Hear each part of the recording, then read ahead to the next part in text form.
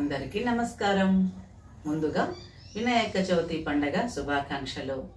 వినాయక చవితి రోజు ఎందుకు చంద్రమని చూడకూడదు, చూస్తే ఏమవుతుంది, అది పరిహారం కావాలంటే అంటే ఆ దోషం పోవాలంటే ఏ కథ వినాలి అనేది నాకు తెలిసిన 4 విషయాలు ఈరోజు మీతో షేర్ చేసుకుంటాను.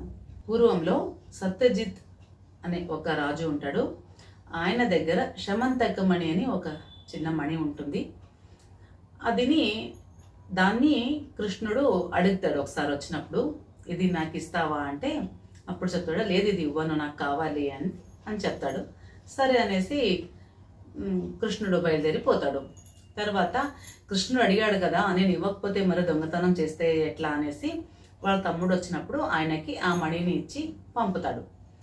పంపినప్పుడు ఆయన అడవిలో పోతుండగానే ఒక మెడలో వేసుకొని పోతుంటాడు. దాన్ని అడవిలో పోతున్నాక ఒక పులి చూస్తుంది. అయ్యో ఏమో మెడల ఎర్రగా మించుతుంది కదా, అది మాంసమో ఏమో అనుకొని ఆయన పైన హారి ఆయనని చంపేసి ఆ మణిని తీసుకుంటుంది, అంటే పూస. ఆ మణిని తీసుకున్నాక ముందుకు పోతుంటుంది నోట్లో పెట్టుకొని.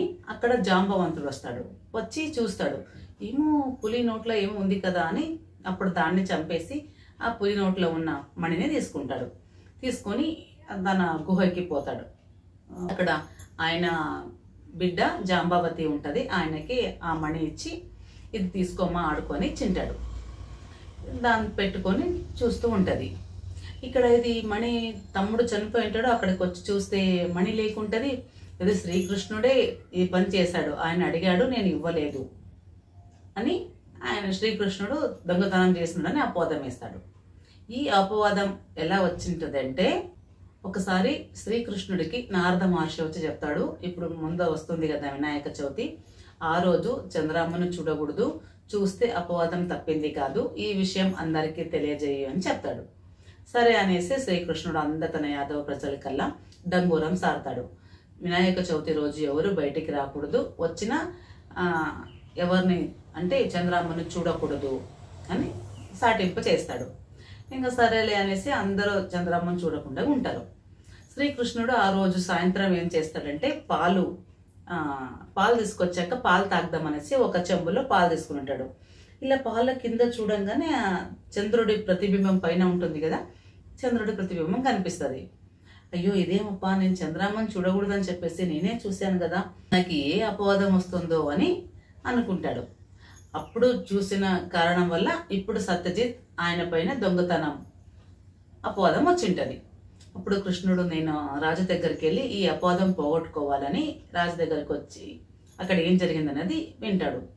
ఇంకా తను కూడా అడవికి వెళ్తాడు. అడవికి వెళ్ళి ఆయన ఎక్కడ చనిపోయి ఉంటాడు కదా వాళ్ళ తమ్ముడు, అక్కడ అంతా చూస్తాడు. అక్కడ ఏమి ఉండదు, దొరకదు. పులి కాలు గుర్తులు ఉంటాయి. అయ్యో దీన్ని పట్టుకొని పోతే ఏమని తెలిసొచ్చని దాని వెనక నడుచుకుంటా పోతాడు. అంత పోగానే అక్కడ పులి చనిపోయి పడి ఉంటుంది. అప్పుడు కూడా చుట్టుముట్టు అంతా చూస్తాడు, అక్కడ కూడా ఏం దొరకదు.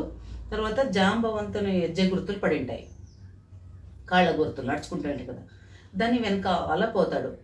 అప్పుడు జాంబవంతుని గుహ ఉంటుంది, అందులోపలికి వెళ్తాడు. అప్పుడు అందులో ఆయన పుత్రి జాంబవతి పూసతో ఆడుకుంటూ ఉంటుంది. అది చూడంగానే ఇక్కడ ఉంది పూస, తీసుకుపోవాలని లోపలికి పోగానే బిడ్డ అరుస్తుంది, ఎవరో వచ్చారు అని వాళ్ళ నాన్నని పిలుస్తుంది. అప్పుడు చూసి నాకు ఆ మణి కావాలి అని అడిగినప్పుడు, నీ మణి దొంగతనం చేయడానికి వచ్చినావా అనేసి యుద్ధం జరుగుతుంది ఇద్దరికి. ఎంత యుద్ధం అంటే 28 రోజుల వరకు యుద్ధం జరుగుతుంది. అప్పుడు జాంబవంతుడికి ఏమప్ప ఇట్లా అవుతుంది కదా అని ఆలోచిస్తే అప్పుడు ఆయనకి గుర్తుకొస్తుంది, పోయిన జన్మలో అంటే త్రేతాయుగంలో రాముడికి అడిగింటాడు, నీతో యుద్ధం చేయాలని ఉంది అని, అది ఇప్పుడు నీవు నెరవేర్చుకుంటున్నావా అని తన తప్పును తెలుసుకొని కృష్ణుడికి క్షమించని వేడుకుంటాడు. సరే అనేసి కృష్ణుడు క్షమించినప్పుడు అప్పుడు తన దగ్గరున్న శమంతక మణిని అలాగే జాంబవతిని పెళ్లి చేసి ఆ మణి ఇచ్చి పంపుతాడు. ఇక్కడ మణిని ఆయన జాంబవతిని పిలుచుకొని రాజు దగ్గరికి వెళ్ళి అక్కడ జరిగిందల్లా చెప్పి ఆ మణిని ఆయన రాజుకి ఇస్తాడు. అప్పుడు రాజుకి తెలుసుకుంటాడు, అయ్యో నన్ను కృష్ణుడి మీదే అపవాదం వేస్తే కదా, నేను ఎంత పెద్ద తప్పు చేసినాను, నన్ను కూడా క్షమించు, నా కూతురు సత్యభామ ఉంది, ఆమెని పెళ్లి చేసుకుని ఈ మణి కూడా నీవే తీసుకుపోవని అడుగుతాడు. అప్పుడు చెప్తాడు, నాకు అడిగినందుకే ఇంత వచ్చింది, నాకేమొద్దు, మణి వద్దు, ఏమొద్దు, నీ బిడ్డని పెళ్లి చేసుకొని పోతానని అందరిని పిలుచుకొని పోతాడు. పోయిన తర్వాత అక్కడ అందరు అడుగుతారు, నీ శ్రీకృష్ణుడు నీకే అపవాదం తప్పలేదంటే ఇంకా మా అట్లా తోడదు పరిస్థితి ఎట్లా, ఈ దోషం ఎలా పరిహారం కావాలి అని అడుగుతారు అందరూ.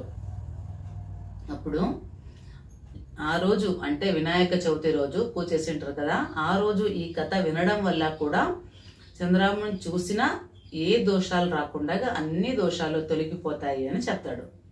అందుకనే ఆ రోజు నుంచి ఈ రోజు వరకు ఈ శమంతకం అనేది అందరూ కథలు వింటూ ఉంటారు. కొంచెం అటు ఇటు ఉండొచ్చు, అంటే దీని భావార్థం ఇంతే. ఆ రోజు ఈ కథ వినడం వల్ల మనకున్న అన్ని దోషాలు పోయి గణేశుని ఆశీర్వాదం కూడా మనకి దక్కుతుంది అని చెప్తారు. మీరు కూడా అంతే. ఈ వీడియో చూశాక నలుగురికి షేర్ చేయండి. వాళ్ళు కూడా ఈ కథ విని వాళ్ళు కూడా గణేశుని కృపకి పాత్రలైతే అందులో కొంతైనా పుణ్యం మీకు కూడా దక్కుతుంది కదా. అలాగే ఇష్టమైతే కూడా లైక్ చేయండి అని చెప్తూ ఈ వీడియో ముగిస్తున్నాను. మరో నెక్స్ట్ వీడియోతో ఇంకా గణేశుని గురించి చాలా విషయాలు ఉన్నాయి. అవన్నీ ఒక్కొక్కటి అంటే గరిక ఎందుకు పెడతారు, 21 మోదకాలు ఎందుకు చేస్తారు, మోదక ప్రియ అంటాం కదా ఆయనకి ఎందుకు, అలాగే గణేశునికి తులసి ఎందుకు ఎక్కియము, అలాగే గణేశుడికి గజానన ఎందుకు పేరు వచ్చింది, అన్నీ నాకు తెలిసిన కొన్ని విషయాలన్నీ మీతో షేర్ చేసుకుంటూ ఒక్కొక్క వీడియో అప్లోడ్ చేసుకుంటూ పోతాను. అంతవరకు నమస్కారం.